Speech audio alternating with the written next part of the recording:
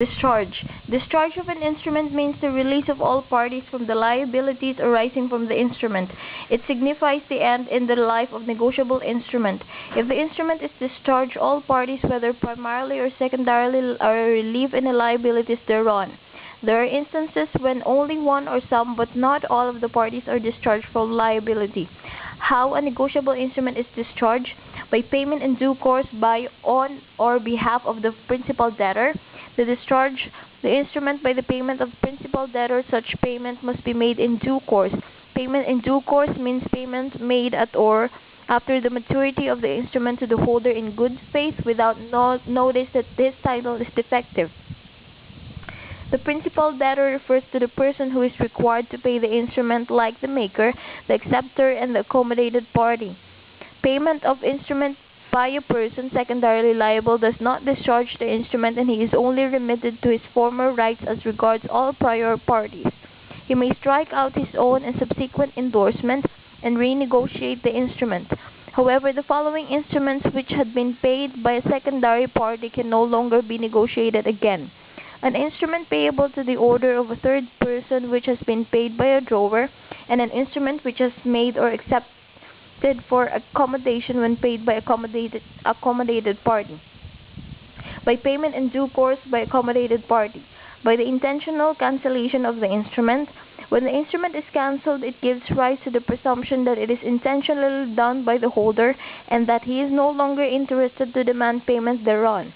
A cancellation made unintentionally or by mistake or without the authority of the holder is inoperative.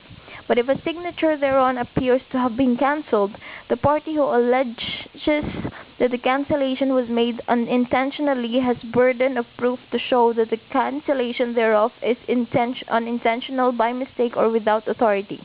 The holder may expressly renounce his right against any party to the instrument, before, at, or after maturity.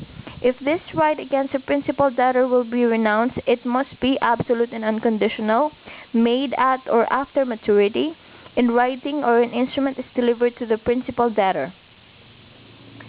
If these requirements have been complied with, the instrument is discharged.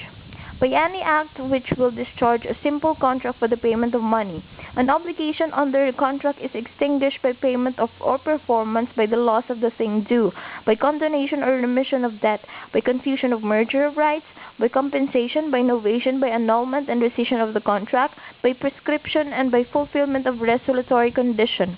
When the principal debtor becomes the holder of the instrument at or after maturity, to discharge the instrument, the acquisition thereof by third person primarily liable in his own right must be at or after its maturity.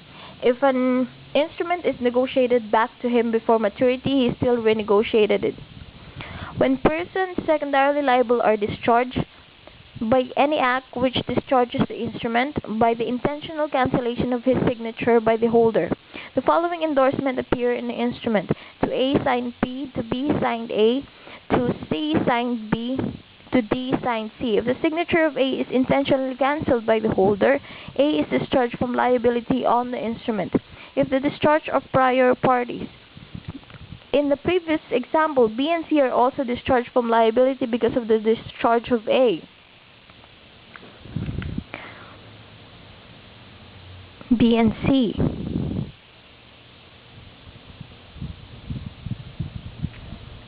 A promissory was issued to M by M to P, and it was negotiated specially to several persons till it reached H. The holder as shown below: M to P, P to A to B, B to C, to D, to E, to H. The instrument was dishonored by M when it was presented for payment.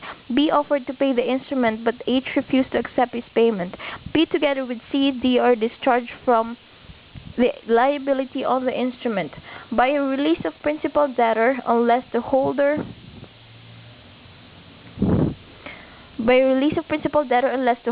right of recourse against the party secondarily liable is expressly reserved, and by any agreement binding upon the holder to extend the time of payment or postpone the holder's right to enforce the instrument. Example: on the maturity date, H presented the note to M for payment, but M has no money. He requested H to come back 3 days later for payment of the note. H granted the request of M. All persons secondarily liable are discharged unless they consented to the extension of payment agreed by M and H. In the foregoing cases, only the specified persons secondarily liable are discharged, but the instrument is not yet discharged except in cases 1 to 5.